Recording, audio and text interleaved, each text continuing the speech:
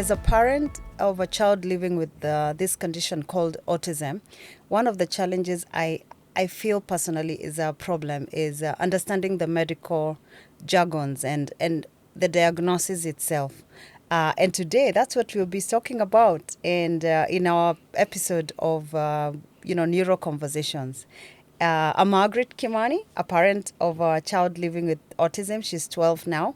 But today is not about me. It's about, discussing this topic with a very lovely lady that I admire. Welcome to NeuroConversations. Thank you, Maggie. Please introduce yourself. My name is Angela Kawira. I am a fun-loving middle-aged lady.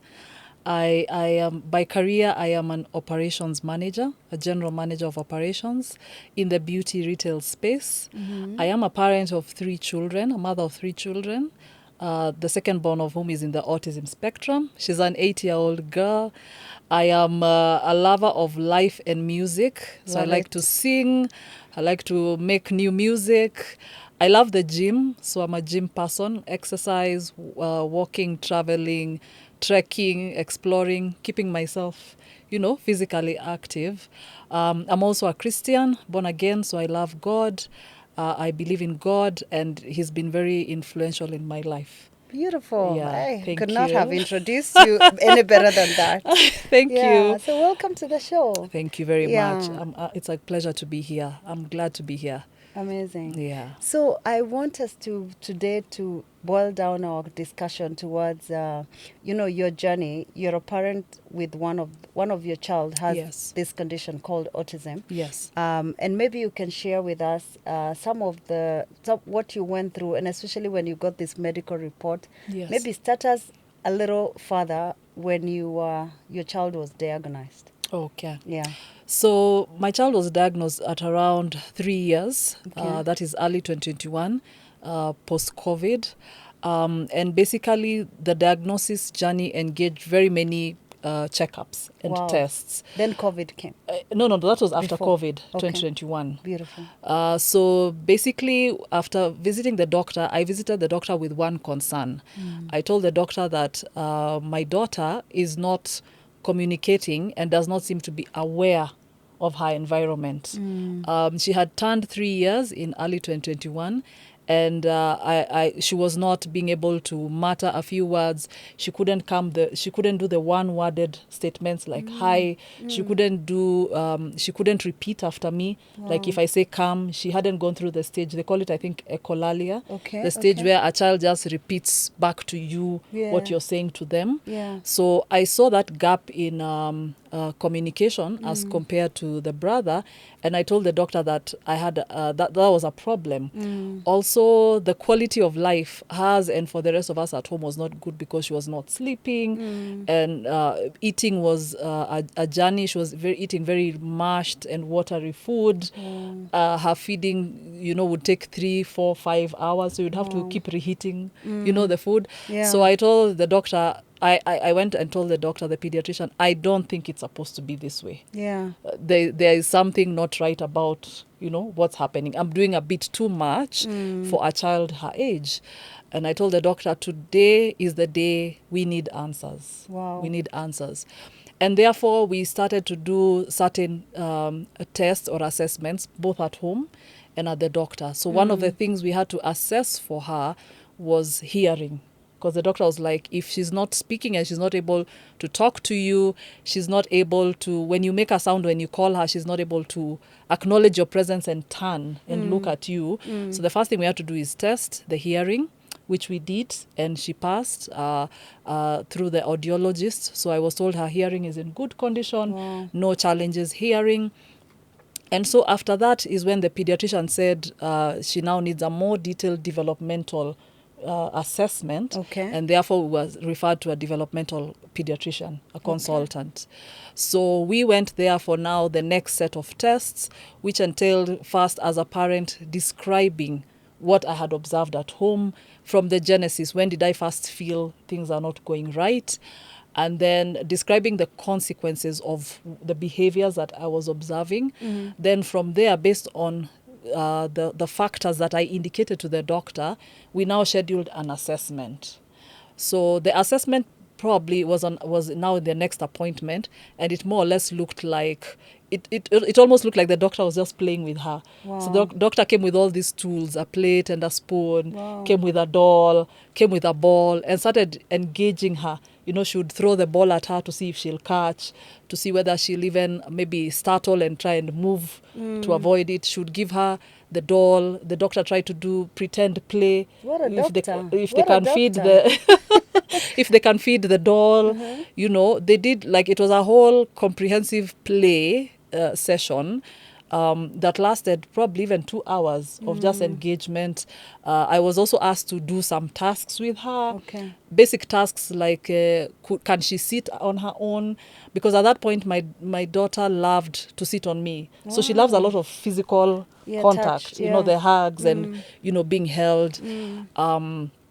So I was asked to do a certain few things with her, give her certain instructions, call her name, do certain things. And based on that, now the doctor was ready with her assessment of what she had observed. Okay. So that amazed me, because I cannot tell you that it's something that maybe the doctor knew exactly what to look for, but I liked the way she took her time to explore every known skill that would be expected of a child in that age. Yeah. And she took her time and observed and really asked many questions. So based on that is when I was now informed that your child is on the autism spectrum. Okay. So my understanding of basically autism, because I had not interacted with it in detail before that, so I don't have an immediate family member Yes. or extended family member who has had Gone to through deal it. with autism or Yeah. has a child with autism.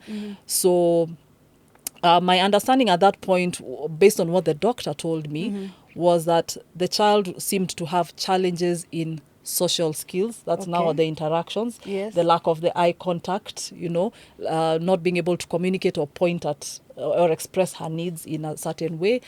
The next thing that I observed was there was, the concentration was not there at all. So she was being asked to do something. She's not even looking at the person talking to them. Yeah. Her mind and, her focus seems to be elsewhere, far. but Yeah. in the present. Yeah. And the other challenge that came out really strongly at that point that pointed us to autism was the lack of the basic skills of life, what they call the activities of daily living. Yes. Yeah, so the doctor tried experiments like gave her a spoon and told her, why don't you try and put in your mouth or give yourself something.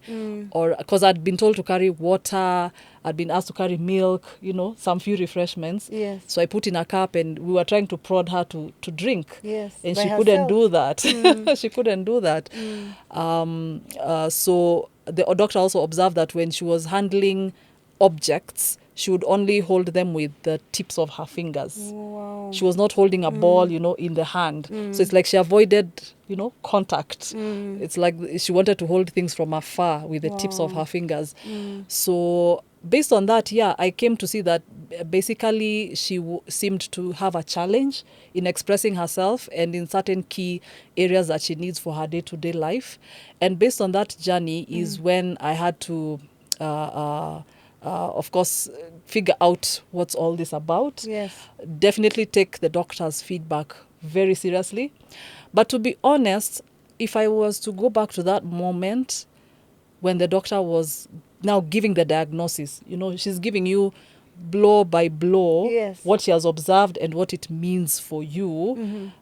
I'll be honest, at some point I think I stopped listening. Because it was so overwhelming. Because I'm being told all these things, all these things. Your daughter is not doing this, she's not doing this, this is what it means, this is what you'll have to do about it. At some point I stopped listening and I'm looking at the doctor's face and I think her mouth is moving, but words are no longer entering my brain. In, I was like, what is all this? Yeah, and speaking of, Angela, speaking of our viewers, by the way, we are talking today is in NeuroConversations. Yes. We are talking about, digesting the medical reports and even the diagnosis, because it's quite a lot. I'm No, even it's a lot. surprised It's a that lot. the doctor, during the assessment, at least you are patiently waiting. Yes. And I'm not sure the ecosystem, the support you had, but it gets to be a lot. Yes. And for some of us, the denial phase comes in. You're even thinking, doctor, are you actually talking about my child or Yes. somebody else? Yes. It's true what they're describing. Yes. But to be honest, because it's a new condition, a lot of us, it can be overwhelming. So Yeah. I don't know, maybe you can share with us briefly your journey. Did you actually immediately take it on?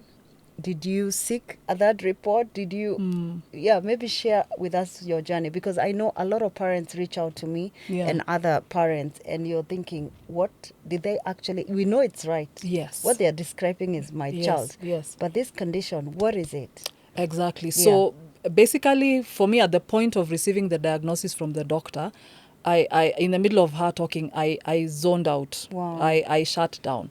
So in terms of context, my parents knew the concerns. My parents, my family, they knew the concerns I had about her development and well-being. Yes. So they knew that day I was going for this appointment.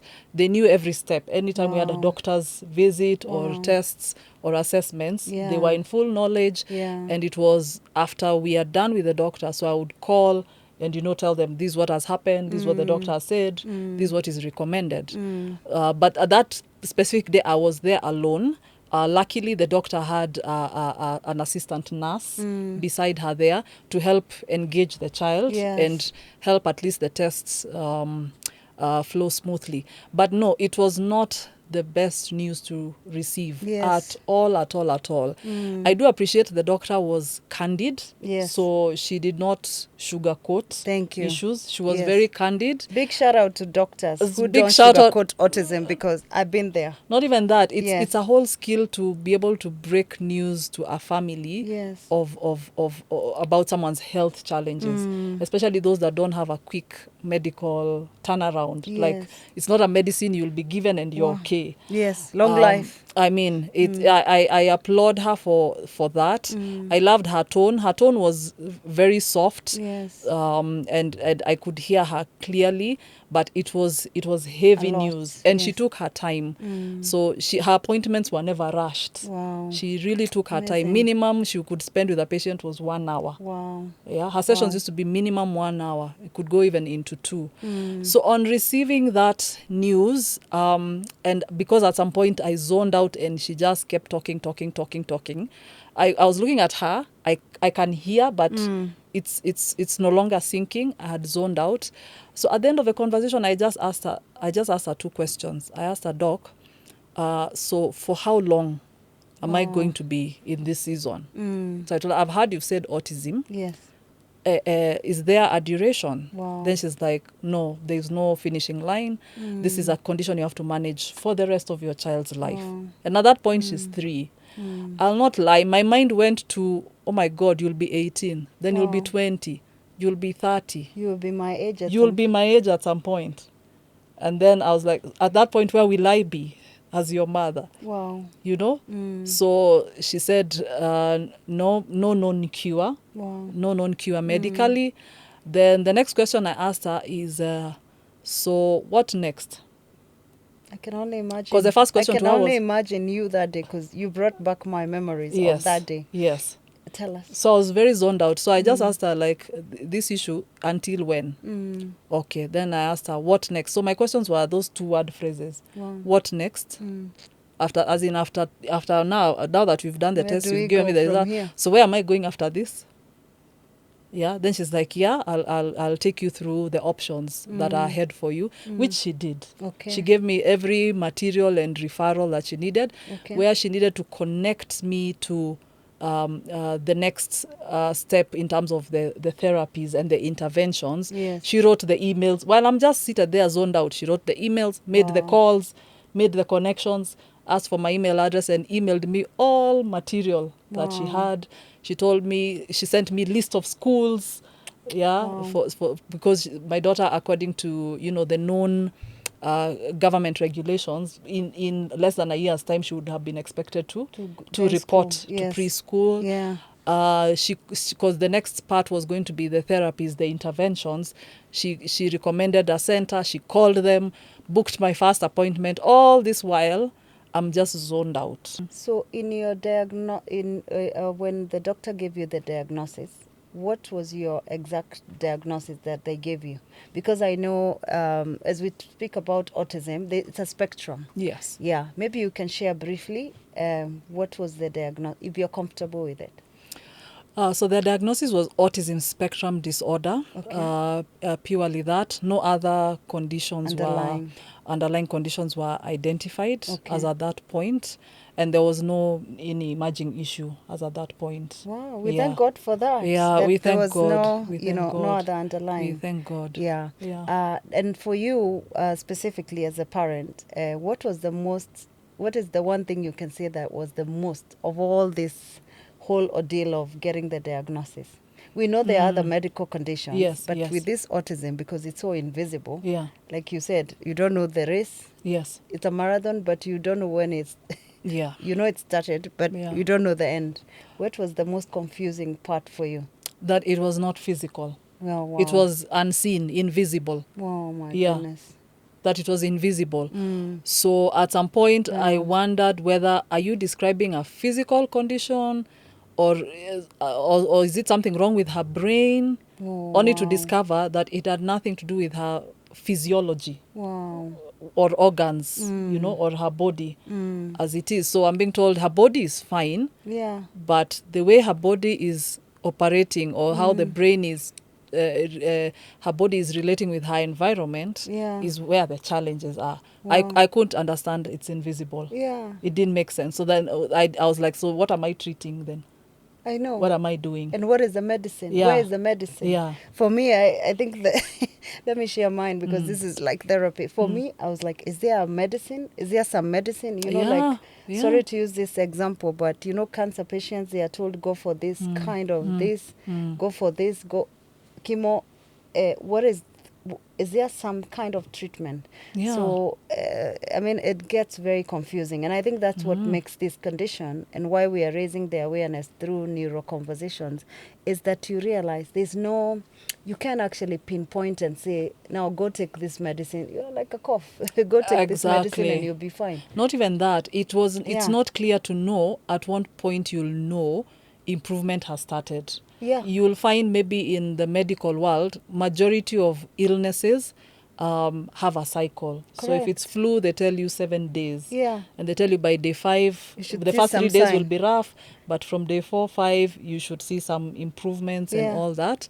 But that's not the case with autism. Yes. No. Amazing. You Thanks for sharing. you can't even preempt at what point you'll know that whatever you're doing about it, the interventions are working. I know. Yeah. Yeah. Yeah. And Angela, you've just reminded me that, you see, with our kids, Yeah. the fact that they are nonverbal initially. Yes. I'm not sure your journey with your child. Yeah. You can share briefly on the medical side. Yeah.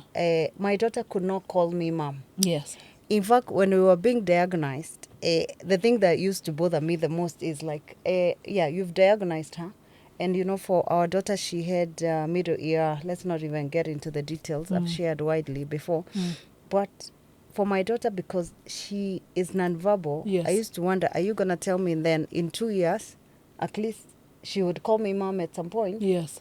And also this blocking of ears. So I'm not sure your journey, the fact that our kids are diagnosed, and I'm like the one interpreting her medical reports, and I'm the one to start the interventions for her, Yes. it becomes very, very difficult. Yes. Yeah, I'm not even going to talk about the stigma right now, Yeah, but yeah. maybe you can share your journey. Was your child nonverbal?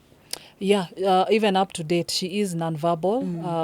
Though we are currently doing speech therapy, Excellent. and she's starting to show a bit of openness to start communicating. Wow, amazing. But she's nonverbal, so no, she's never called me mom. Okay. That's one of the things at the point of accepting the diagnosis. Yeah. I had to now review my expectations. Yes. So the diagnosis basically tells you that there is no finishing line. Yeah, like I was explaining to you earlier, imagine our Eliud Kipchoge. Yes, the goat. Yes. Yes.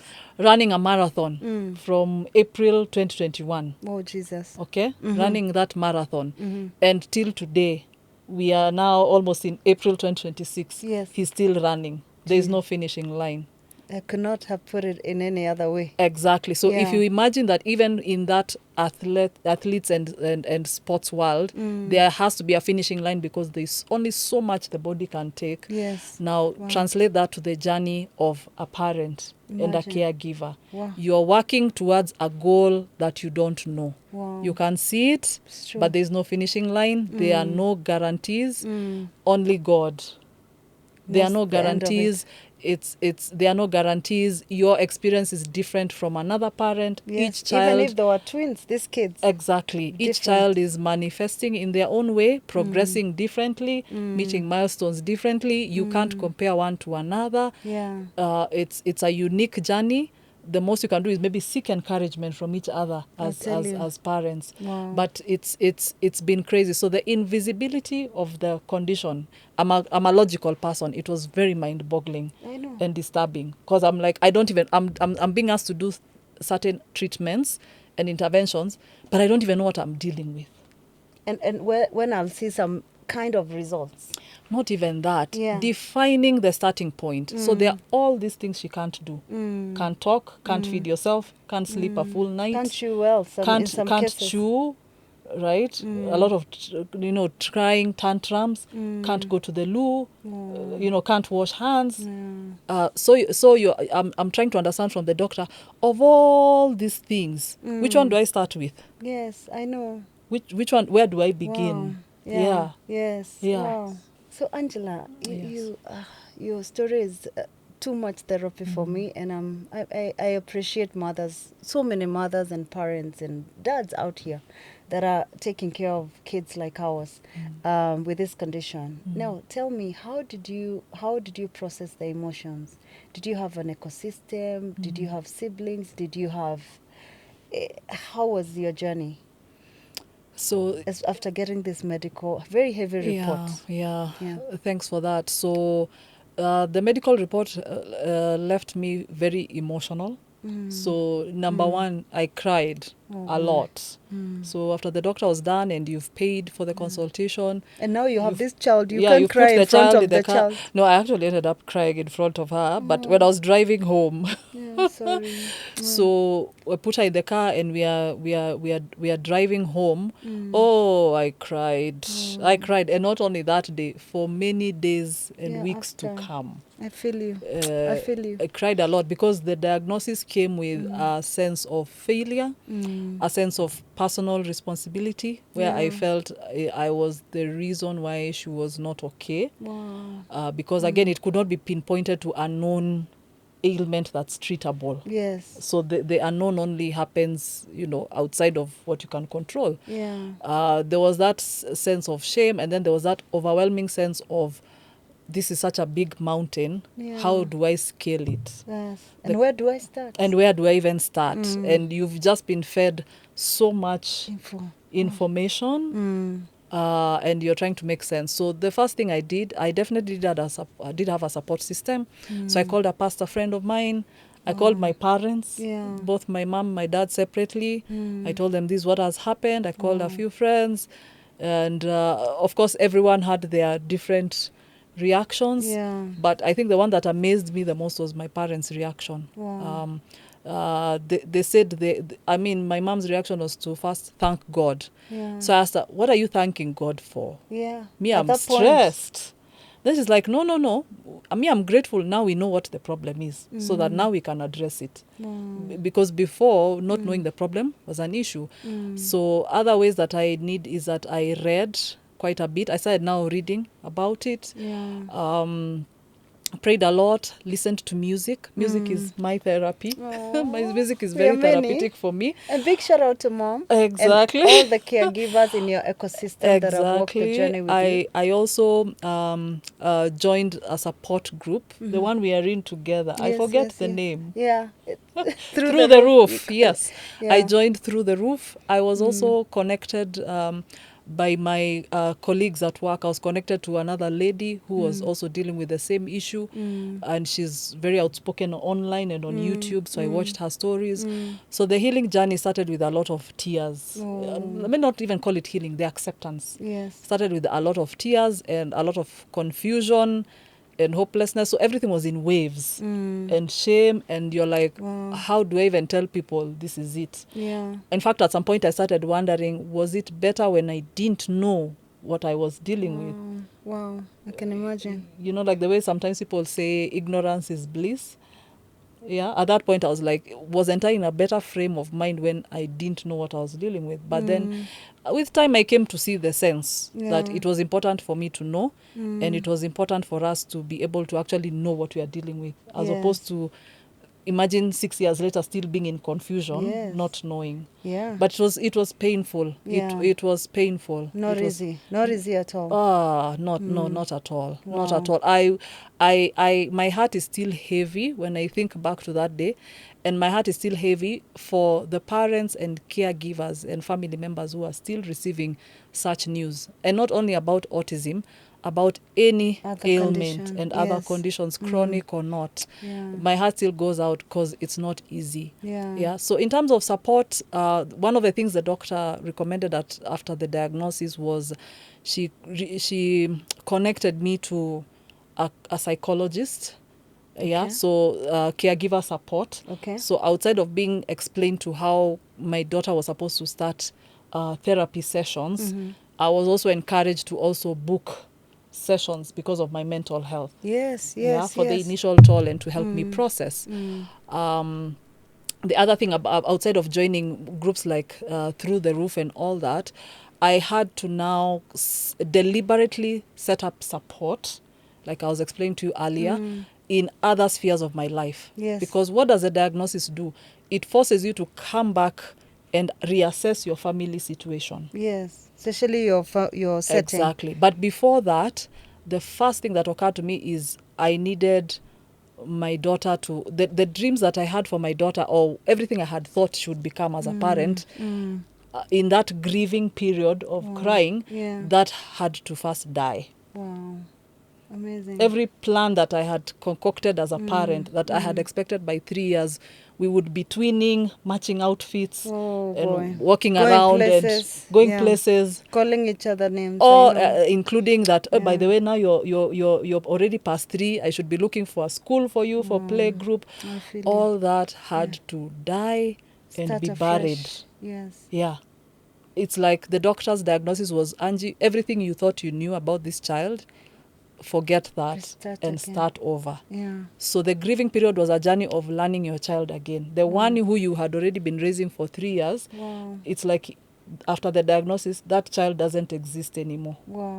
It's like now you have to say, and let me actually learn this person. It's like you're learning them afresh.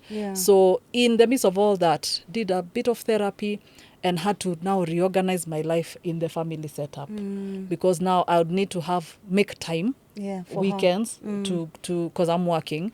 I'm working throughout all this, so I have to make time to take her for therapy sessions. All the doctor's appointments have to be honored. You have physically to be there. I have to be physically there. I have to know even what the treatment entails. There's all these equipments that you have to buy to facilitate treatment. So I had to relook at Angela, we must talk it's about not these cheap. things. I had to relook at finances. I had to relook at diet. I had to relook at living situation, because I knew up to then I had a nanny, but now I knew I had to convert her now to a caregiver. Because those two are not the same. And train her as well. And that meant even financially, because of those extra roles, knowing that this condition is going to persist for a while, came with demand for money. So I had to now relook at all that, of course in consultation with family, and see how do I now need to reconfigure my life. I had to deliberately see that where I may need to disconnect myself socially, I need to. Because I was like, if for me to achieve what needs to happen here, and for autism, the sake of your child. Exactly, for the sake of your child, and for autism, early intervention is key. So any spare time I had to make sure it's allocated towards her betterment, her therapies, the sessions, and anything I needed to focus on for her to develop and to be able to survive independently in the world. So I zoned out of, social settings. We call it opportunity cost. Exactly. You give up something Exactly. I for the sake of had your to child. give up all that, but at the same time pray and hope that the people close to me who understood what was happening would meet me halfway. Correct. Though sometimes the reactions can be two-way. So there are those people who will hear, oh my God, her child has autism, and they'll shy off. Yes. Yeah, rejection is real out here. Not and even, I think, can I call it stigma as well? exactly. Yes. But I would not say that initially it's rejection or stigma. Initially it's people are assuming because you're going through something so unique and heavy, they assume you need time give alone. You space. Okay. So I get people it. default to let's give you space. So they're not rejecting you. They're just saying let's give her space. But looking back, for me, if I'm to know someone close to me who tells me their child has been diagnosed with autism or any other condition, I will run to their house. I will not keep off. Yes. Knowing what I know now, I'll not keep off. So I had to now, with all that reorganization, I had to build a whole system and make my life easier. Meaning what? Things that I knew were low-hanging fruits, like shopping and, going to the market. And, taking your car to the car wash and, those kind of things. I had to now delegate and allow people around me to help. Yeah, I love that. That's very smart. So I had a Mama Soko. I deliberately spent time. Exactly. I spent time. She knew what I would buy. She knew the quantities. So my work was just to call her and say, hey, send me the usual. And she sends. Car wash, there's a guy at the car wash where I stay. He can come to the house, pick your car, wash it, bring it back. So I started seeding a lot of things that would take a lot of my time to create time for this new family orientation. There came the point where I had to talk to my firstborn, the eldest, a boy, and tell him, hey, your sister, there are some challenges here. I want you to be aware as you deal with her like this. Be gentle here or support her. I had to make him aware Look out for her. that because he would start seeing, therapists. I remember he was very worried when he started seeing me leaving on weekends, and I'm telling him I'm taking the sister to the hospital. At some point he approached me very worried, Mommy, why is she going to the hospital? All the time. So I had to explain to him, and he actually asked to go. He asked to join us. So every Saturday early we would go along with him. Very smart, yeah. So I had to. So he's also a support system to the little sister. He has been, can I say, the biggest contributor to her well-being, because before he joined me, I would struggle with her during therapy. But from the first day he came and they had to be on the treadmill together and all these activities that she was doing as occupational therapy, from that day she actually stopped crying during therapy. Before she would cry the full 1 hour. She's like verbally, without saying, why me now? She would cry for the whole 1 hour of OT, 1 hour in the heated pool. It would be tears from start. But from the day the older brother joined us and he was part of it, she actually relaxed. So he has been also a blessing. He's also been a blessing, and that really perplexed me, because I was like, one child can be a source of healing to another child. So it's been crazy. I have used any opportunity I have to get as much support as possible.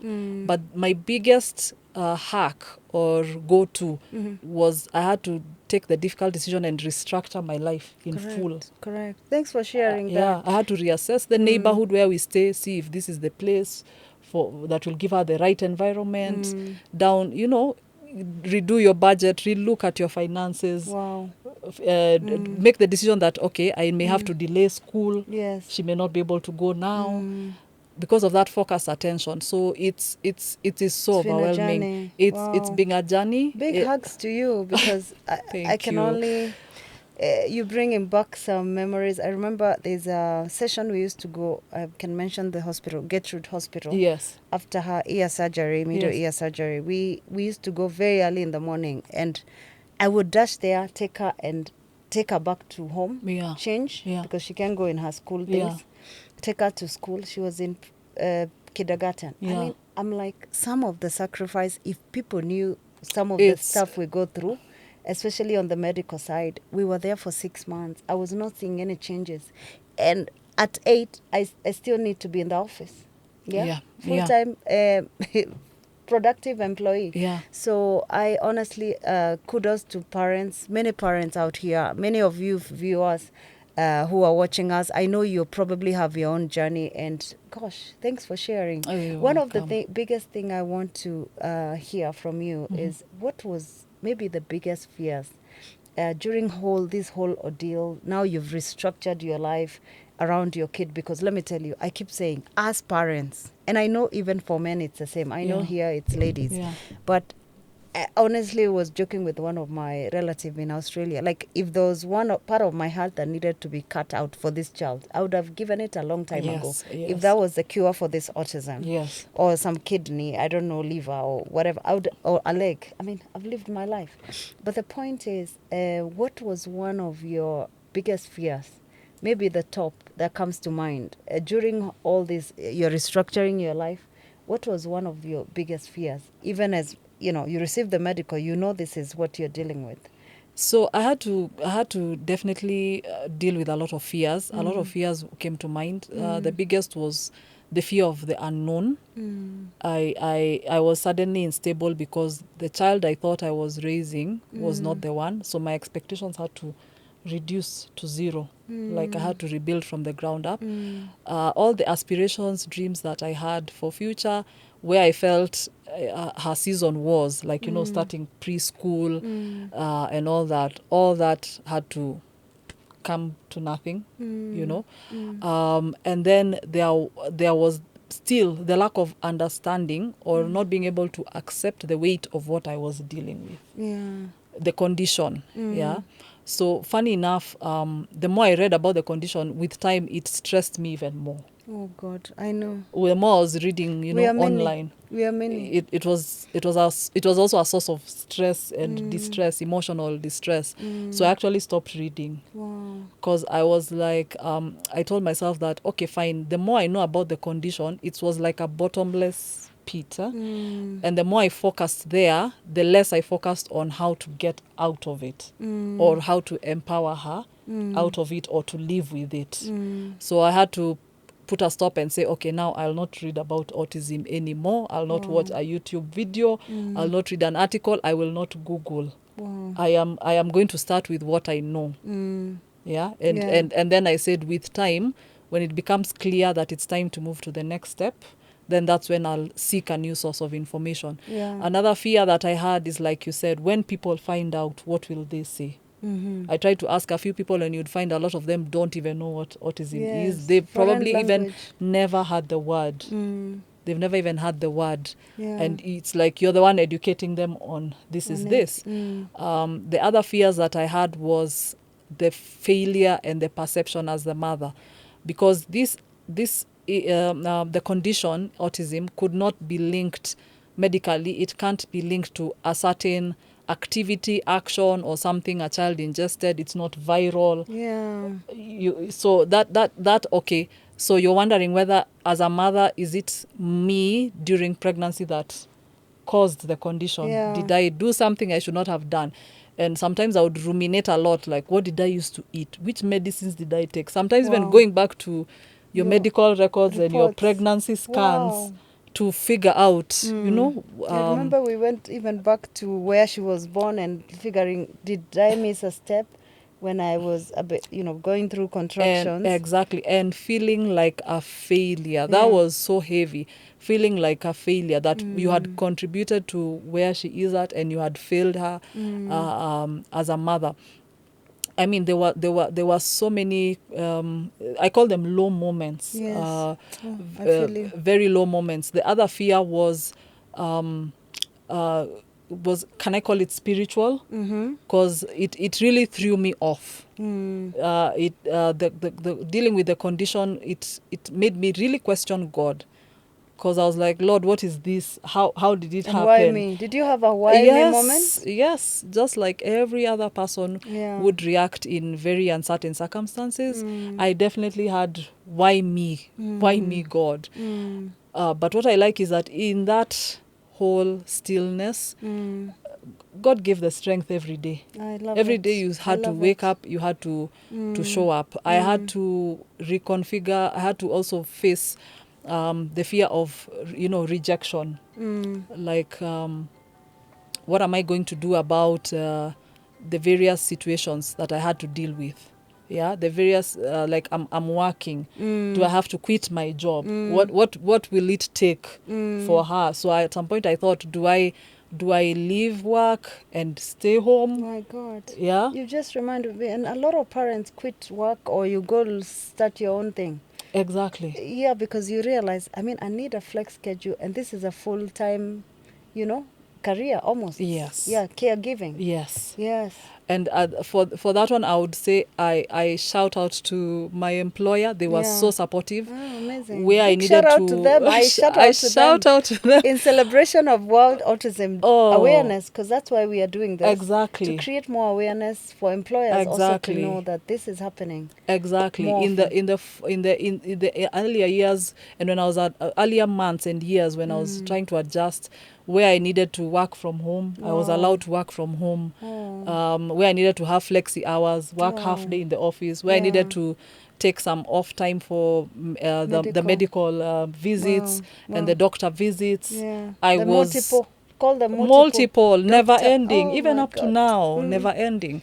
Reviews, medical reviews.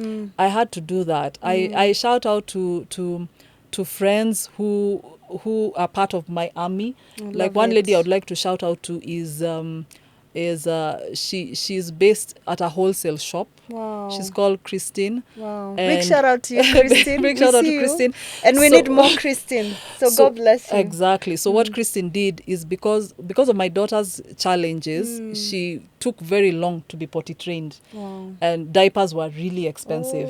But Christine, from 2021 up to 2024 December, every month she sold me diapers at wholesale price. Every month for 4 years. See God, hashtag. For 4 years. God, yeah. For 4 years. Yeah, that's amazing. So whereas the supermarket, it would be 2,000, 3,000. And you see, it's a necessity. Yes. Yeah. I would get a jumbo pack at 1,200. Wow. Yeah. Oh, wow. Amazing. Like all those months and years. So I as in, those are the things that helped me, the life, what are they called? When someone is drowning, they are thrown a flotation device. Yes. Those are the things people threw at me to help me float. Yeah. But it was crazy. Now. You're still standing. Crazy. Yeah. Yes. Yeah. By God's grace. Yes. By God's grace, to be we're honest, still standing. Yeah. Angie, I'm just thinking about for you, because for me, the many sleepless nights I have until today. Yeah. My daughter is 12 now. The one thing that keeps me awake is the fear of, God forbid, if I took a flight today and tomorrow I'm not there, would people understand her? Would, her routine, like how we understand each other, even non-verbally, yeah, even without speech, we just do this, do that. Has this ever been a fear for you? Definitely. Yeah. Definitely. Oh, very, very big fear. I remember asking God those questions. Yeah. I even went to the depth of even one day when my daughter was, I think, around 5 years. Yeah. I asked God, will this child ever know you? Yeah. In church we are told for you to be born again, you have to believe in your heart and confess in your mouth. Yes. And I used to ask God, Lord, even if this child, you are to call her home today or 2 years to come, does she know you? Will she end up in heaven? Yes. What does it mean? Even for her. Not even for her, and even any theology I knew up to that point. And then I'm like, Lord, like, so what happens? And I'm there, I'm telling God, keep me alive as long as possible. Yeah. I cannot go before she is okay. No, absolutely not. And it's a very challenging place to be. I would not wish these seasons even on my worst enemy. Yes. There are some experiences I cannot wish even on my worst enemy. Yes. It was a very deep and dark place to be. For years. Yeah, For where me, it's you've for been, years. as a For parent, you've yeah. been stripped away of your confidence, Yeah. your knowledge, and you know, as a parent, you'll always be proud when people look at your child and they are telling you how well you're doing. Yes. But here is a child who the reactions were different. Yeah. Yeah, the realities are different. So it forced me now. I had to pull back and know that that strength, it had to come from me. Yes. From within. Yeah. Me hanging on to God. And as much as I had all yeah. these support systems, I would not guarantee, because people are here today and they are gone tomorrow. You True. found you've relocated where you Yes. live. Yes. You've moved countries. This and this has happened. But what did that do? Yeah. That unpredictability, Yes. emotionally, I harnessed it into, for lack of a better word, let me call it anger. So I got angry in two forms. Okay. So I harnessed it and I said, number one, I will do what I have to do to make sure no other parent has to walk this journey with such difficulty again. Yes. Like it ends with me. Yes. Yes. So I said, all that, those emotions, the strong emotions, the anger, the pain, the grief, I harnessed all that and I said, not on my watch. Yes. That was the Yes. first thing I did. And I think that's how we met, being No- the voice of the voiceless. Not on my watch. Yes, Not yes. on my watch. Whatever I need to do to make Speak sure up. that anyone else coming after me will have a slightly easier time or easier journey. Especially on the diagnosis. Exactly. I said not on my watch. And the second thing that I did when I harnessed all those emotions, I finally arrived at the conclusion that all these questions I was asking, I don't have the answers. Okay. I may True. never get the answers. It's true. So I said, because the time I have is now, Yes. let me do the work now. Yes. So that's why I was able to quickly make the decisions I needed to make, where I cannot be available in all social forums and I needed to redirect my time, attention, finances. I did it with no apologies. Yes. Once I reached that point, I did it with no apologies. If someone is trying to reach me on a Saturday, I'm telling them, no, Saturday morning, I'm taking my child for therapy. Yeah. If you want to see me there. Wow. And it's not something I can cancel. Yes, It's not yes. going to be cancelled. You'll have to be more patient with me. So Yeah. you'll miss weddings, you'll Yes. miss all those Social functions that people like to put siblings. on Saturday. You'll miss the weddings, you'll miss the friends' birthdays, you'll video call for some of them. Wow. But eventually I had to harness all that raw emotion and say, whatever I need to do, I'll do I it now. must do. Wow. I must do. Yeah. I have to pay the price now. Yeah. And what pulled me from that is one question that I asked the doctor after the diagnosis. I just asked her, so if this condition does not have a cure, so I'm here for the long haul. So I asked her, so what's the hurry? Like, what should be my driving factor? After all, it's here to stay. What's the driving factor? And she just told me, your daughter, you need to work towards her quality of life. Yes. So she Quality. told me, I cannot promise you when she'll ever talk. I can't promise you whether she'll be able to write or read. But she told me, focus on the quality of life. Wow. And that is what propelled me forward. Wow. So eventually, after sitting and crying and feeling bad, eventually I had to say, as the clock is ticking, quality of life. For my child. Quality. So up to today, when I feel, because the weak moments are still there, the low moments are still there, I remind myself that the goal was quality of life. There is no other promise the doctor made me. She just said quality Of of life. life. You Yes. owe it to her Yes. to expose her, Yes. train her, Yes. equip her with the skills, the ones that she will learn quickly, let her learn. Yes. If she's able to write, give her those chances. And she has her happy moments. Let her have her Exactly. a happy moment. But keep the focus on quality of life. of life. Wow. So I'm curious on your acceptance journey. If you can share briefly, how has it been? Was it instant for you? I know you had a denial phase like you shared. Yes. But, your acceptance, what maybe you can share? So my acceptance journey was not easy. And can I say it's also continuing even up to now? Yes, yes. because even developmentally, the expectation of a 3-year-old is different from the expected skills of an 80-year-old, because she's 8 years this year. So no, it was not.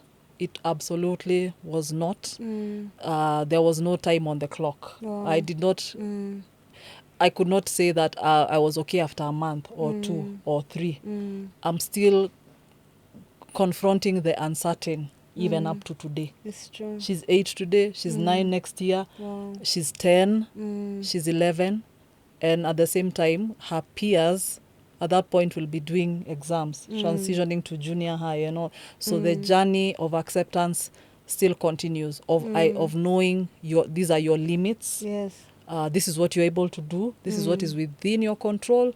No, absolutely not. I'm still in it up to now. The initial acceptance definitely took probably 2 to 3 years. Yes. Wow. Because it came with a lot of adjustments and emotional and emotions, and then the work of the work around the therapies had already begun. Okay. And the therapies are 1 hour. You're with the child, you're the parent, you're living with the child Monday to Sunday, 24/7. They are your child. Yeah. But the therapist is only seeing them 1 hour. Imagine. Yeah. Yeah. So because at the same time I'm trying to heal, the therapies have to begin. The sessions have to be going on. Imagine. You need to be making the medical decisions, signing off on the treatment, going for the clinics. So I couldn't do all that quickly. No, wow. Absolutely not. Yeah. And I would encourage my fellow parents or guardians or caregivers who are in these situations, whether autism or any other neurodevelopmental challenge, that take your time. Yeah. Take your time. Cry for as long as you need to cry. Yeah. Let it out. Take walks. Do whatever you feel will help you process the reality of the situation. Reach out for help. Equip yourself with a strong circle of people who can make your life easier. And embrace each stage as it comes. But for me, up to now, I still feel, there's still that desire that by now I still hoped she would be in school. I still, when every year passes and her birthday is coming again, in the initial phases, I would ask God, hey, Lord, we are still here. And every year I would start the year with hope that this will be the year she'll talk. Yes. And then she doesn't. Yes. And this will be the year she'll write. Yes. And then she doesn't. So no, it's still going on. Yeah. It's still going on. Yeah. And thanks for being very honest, because these are the honest, candid conversations we are having here, so that we can encourage and uplift other parents who are going through it, some who have just been diagnosed. And we thank God for people like you, because she's not the only kid. You can imagine dealing with 3 other kids. Yes. And you never complain. Yes. This is the thing about parenting. You never complain. It's not the end. It's a it's a journey. It's not a destination. Yes. And I love the theme for autism awareness globally. Yes. The thing that they talk about autism and living, because you see, every life has value. Even our autistic kids who cannot speak, even our autistic kids whose milestones are so delayed until, parents are almost giving up. Yes. It is very important. Yes. Now, as we wind up, Angie, I would want you to look at that camera straight up and encourage a parent. Like, what are the top 5 things that, maybe you can encourage parents with after receiving the diagnosis from a medical doctor, professional medical doctor like you did. Yes. Because guesswork also does not help us. In fact, it delays the intervention. So big shout out to you that you did that. You went head on and tried to face the big giant, because it's a giant. Maybe what are the 5 or few things that you can share with parents? Yeah, thank you so much, Maggie. So to my fellow parents, caregivers, family members who are supporting a close family member who has a child or an adult on the autism spectrum, my first encouragement to you is guard your heart. Guard your heart, I mean, surround yourself with a support system. You can't do it alone. No one is all in all. But my biggest prayer for you is that God will specifically bring people into your life that are going to support you during this season and the season of treatment that is to come. He'll send you help, like he did in the Word of God. My second encouragement to you is whatever you do, do not suppress your emotions. Do not suppress your emotions. Discover yourself through the journey. The journey of my daughter healing has also been a journey of me healing. Yes. Many of us. It has also been it has had very many teachable moments and very many aha moments. My next encouragement to parents would be, God is with you. Yes. God is with you. Absolutely. What I mean by that is there are many times, even up to now, how I made decisions about the next steps of her medical treatment were driven by inspiration from God, or God planting a certain idea in my heart, and would go for the medical review, and I just tell the doctor, let's do this next. Wow. Yeah, and I can give a very interesting example. Please do. There was a period that came when she had turned 4 years, and the doctor was like, I think now we need to address potty training. Okay. That was 2020, I think 2 or 3. Okay. And we tried to brainstorm on what to do. We tried everything. I did not get the answers immediately until 2 years later. So I mused on it. I prayed about it, because I was like, a child is not speaking. So even if you let them go a few hours without the diaper, they have no way to tell you that they are pressed. Yeah. So those 2 years, I had to spend time studying my daughter closely in terms of her behavioral Means cues. you're close to her as well. And also it meant I had to be at home a lot. Gosh, yeah. I had to be at home a lot. Yeah. And every waking moment at home, I'm just studying even her behavioral cues. Then one day during medical review, early 2024, is when I told, around May 2024, is when I told the doctor, I think now it's time to do potty training. And he asked me, like, what do you mean? So I told him the strategy we are going to employ is we are going to build muscle memory. So I remember he looked at me together with the current team of therapists, and they were like, explain to me what it looks like. So I told them this, that my daughter seems to learn by repetition, that even her behavior and mannerisms, whether, the steaming or she even being able to sleep, she learned it through creating a predictable cycle and routine. So I told them, I think let's do muscle memory, meaning what? We are just going to agree on when she wakes up, when she sleeps, and then we agree the different times in the day when we are going to take her to the toilet. So we agreed to set an alarm every 15 to 30 minutes. So when she wakes up, the first stop is the loo. Then you eat a meal. Then we give you a glass of water. 15 to 30 minutes, back to the loo, like that. So we did a schedule. And of course, I would do phase 1, because when she wakes up by 7:30, I would still be in the house. So I would be the first one, and I take her to the loo, and would be told she sits on the loo for 15 to 20 minutes. Even if she doesn't pee, get up and go to the next activity. So from the day we agreed that was the tactic, in 6 weeks, while she was at home with because I engaged a shadow teacher on top of the nanny being there. When she was with the shadow teacher in the living room and they're doing activities, she got up and ran away. Yeah. And when they followed her, they told me they found she has gone to the loo. Good. So in that muscle memory building, she discovered that this is a toilet, because I didn't even know how to tell her this is a toilet and this is a bedroom. So she had figured this is the toilet, and then she had figured when I have this feeling, this is the place I go. Okay, connection. Yeah. And from December 2022 to date, we've never looked back. Good. And this is and from that day when she started going to the loo, to date, neither has she told us that she's pressed. Wow. So I sat and I asked myself, how does a child wake up one day with all the odds against her, including lack of not being able to communicate? Yes. And I didn't put signs in my house and a big picture of a toilet. Wow. Okay. And I was like, how did she wake up one day and her being told her, take yourself here, sit on the loo, do your thing, stand up, Wow. pull up your trouser and your underwear, Wow. and go back to the living room. And just like that, we've never looked back. Wow. So God ordering your steps Yes, and your stops, for sure. everything in time, everything in God's time.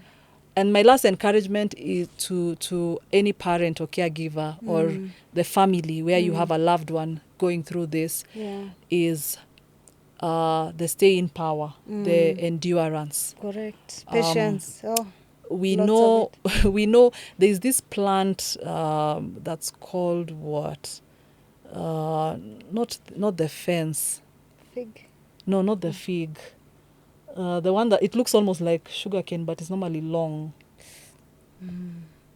Bamboo. Yes. Okay, Yes. So when you read about the bamboo plant, one of the things they tell you, when you plant it, when you plant the seeds or the bud, it takes years before it pops up. Yeah. And what's normally happening, you might give up at that point because there's no activity happening on the surface. There's nothing visible happening. But the day it shoots up, Wow. the bamboo, all this time it has just been, developing Chilling roots. and Developing roots quietly. Nothing on the surface seems to be happening. But the day it shoots, even within 4 or 5 months, telling you, it's the tallest tree in the compound. And that was also my journey. Stay in there because the first 3 years, 2021 to 2024, there was barely anything changing. Yes. Session after session, My God. there was barely anything Premium changing. Years of therapy. There was barely any, nothing was changing. No. And where you could see something's trying to change, immediately the next day, she would look like she has taken 1,000 steps backwards. Wow. 10 steps forwards, then there are those days where you feel this person has gone 100,000 steps backwards. But there comes a day when it's time to shoot. Yes. So from end of 2024 to date, it's been milestone after milestone after milestone after milestone. And we are still going. And we are strong. still going, Yes. and we are still pushing hard. So don't be afraid when there are long periods of no activity. Things are happening in the background. Yes. God is attuning them. God is healing. Yes. Yeah. And God is doing still His in own the work. business of healing these Exactly. kids. God I is doing believe His it. own inner work. So trust Him. It's not easy, but just like the bamboo, for a while, for a long while, for years even, it may seem like nothing is happening. Wow. But when it shoots, there is no turning back. Amazing. Yeah. Amazing. Yeah. Wow. Thank you so much, Angela, for coming to the show. We are very honored. For me, it's therapy for days. Thank you for having Yeah, me. you've taken me back to some memories. We've come a long way. And big shout out to our viewers. Thanks for listening in. And we actually look forward to hearing more from you. What topics would you like to cover? Even you can share your story. Maybe some of you caregivers, what you've gone through. And look out for more episodes. We will be streaming so many more episodes, bringing caregivers, bringing also service providers like the health sector, policymakers, because we are not just doing this conversations for the sake of doing. We are actually doing this with a goal to impact, and especially around the policy. You can hear Angela's story, how expensive therapy can be. This journey is not easy. It's also a very expensive affair, including time, career-wise. Some of us even give up our careers for this, so for the sake of our kids. So we look out to you, and please tune in. Follow us on all our socials. It's the same consistent word, NeuroConversations. Follow us on all our socials and give us your feedback. And before I wind up, a big shout out to PFM Media. Thank you so much for partnering with us in making this possible. And God bless us. God bless Kenya. And let's keep including all our kids, in every sector, in every area of the economy, because they deserve it.